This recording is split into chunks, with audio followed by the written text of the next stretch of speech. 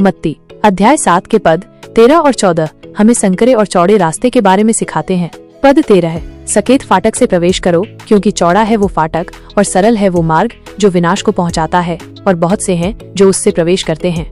यह पद बताता है कि विनाश की ओर जाने वाला मार्ग चौड़ा और आसान है, और इस पर चलने वाले बहुत से लोग हैं। इस मार्ग पर चलना आसान लगता है क्योंकि इसमें अक्सर सांसारिक सुखों और इच्छाओं को प्राथमिकता दी जाती है, और इसके लिए किसी विशेष प्रयास या त्याग की आवश्यकता नहीं होती है। पद 14, क्योंकि सकेत है वो फाटक और कठिन है वो मार्ग जो जीवन को पहुंचाता है, और थोड़े हैं जो उसे पाते हैं। यह पद बताता है कि अनंत जीवन की ओर जाने वाला मार्ग संकरा और कठिन है, और इस पर चलने वाले थोड़े ही लोग होते हैं। यह मार्ग धार्मिक सिद्धांतों और नैतिक मूल्यों का पालन करने, त्याग और आत्मनियंत्रण रखने की मांग करता है। यह मार्ग कठिन इसलिए है क्योंकि यह अक्सर हमारी स्वाभाविक इच्छाओं और सांसारिक प्रलोभनों के विपरीत होता है।